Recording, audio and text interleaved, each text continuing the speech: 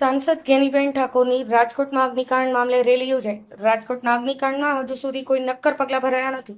જવાબદારી મોટા મગરમચ્છોને છોડી નાની માછલીઓને પકડી બચાવવાના ખેલ થઈ રહ્યા છે તેવા આક્ષેપ સાથે આજે કોંગ્રેસ પોલીસ કમિશનર કચેરીનો ઘેરાવ કરી કમિશનરને યોગ્ય કાર્યવાહી કરવા રજૂઆત કરી હતી।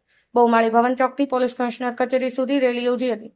આ રેલીમાં કોંગ્રેસના સાંસદ ગેનીબેન ઠાકોર, અમિત ચાવડા, જિગ્નેશ મેવાણી, વિમલ ચુડાસમા સહિતના નેતાઓ હાજર રહ્યા હતા।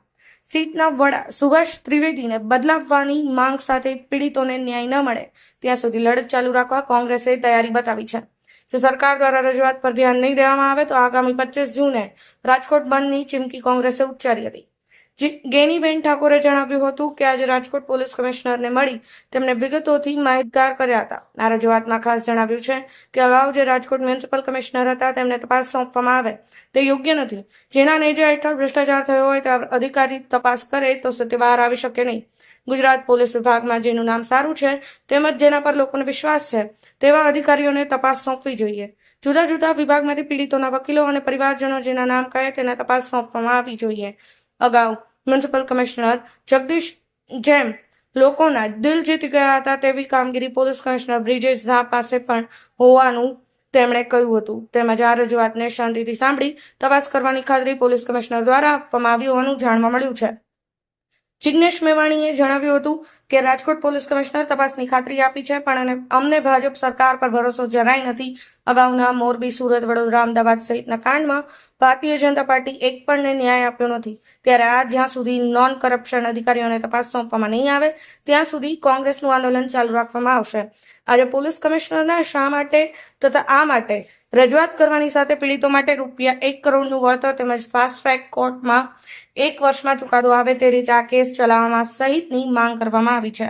અમારી માંગો ભાંગે તથા અમારી માંગો ભંગે સરકાર દ્વારા કોઈ જવાબ આપવામાં નહીં આવે તો આગામી 25 જૂને રાજકોટની જનતાને સાથે રાખી બંધ પાડવામાં આવશે। જિજ્ઞાસ સોની, સમય 24 ન્યૂઝ, રાજકોટ।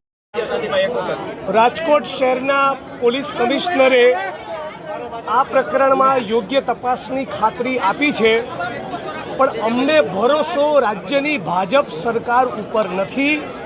અગાઉના મોરબી કાંડ, શ્રેય હોસ્પિટલ કાંડ, લઠ્ઠા કાંડ, તક્ષશિલા કાંડ કે હરણી કાંડમાં ભારતીય જનતા પાર્ટીની સરકારે એક પણ પીડિતને ન્યાય આપેલો નથી। એટલા માટે રાજકોટ શહેરના પોલીસ કમિશનર ખાતરી આપતા હોવા છતાં ફરીને ઘૂંટીને અમારી એ માગણી મૂકી છે કે નોન કરપ્ટ અધિકારીઓને તપાસ ટીમમાં લેવામાં નહીં આવે ત્યાં સુધી અમારું આંદોલન ચાલુ રહેશે। અને તમારા માધ્યમથી રાજકોટના પોલીસ કમિશનરશ્રીને કહ્યું છે કે તમારા માધ્યમથી રાજ્ય સરકારમાં કેવી તપાસ ટીમ અમારે જોઈએ છે એની વાત, અને પીડિતોને 4 લાખના બદલે 1 કરોડનું વળતર અને એકાદ વર્ષમાં ટ્રાયલ પૂરી થાય એના માટે ફાસ્ટ ટ્રેક કોર્ટમાં કેસ ચલાવો। આ માંગણીઓની બાબતે રાજ્યની સરકાર દ્વારા વેળાસર જાહેરાત કરવામાં નહીં આવે તો 25મી તારીખે હાથ જોડી સમગ્ર રાજકોટ શહેરની સંવેદના અમારી સાથે જોડાય એવો પ્રયત્ન કરીને રાજકોટને 25 તારીખે બંધ કરીશું। મામલો ફક્ત અગ્નિકાંડનો નથી, આવા અનેક કાંડ થયા છે અને એક પણ પ્રકરણમાં ન્યાય મળ્યો નથી। ન્યાય ગુજરાતના પીડિતોને, વંચિતોને મળે એના માટે કોંગ્રેસ પાર્ટી ડિટરમાઇન્ડ છે, કટિબદ્ધ છે।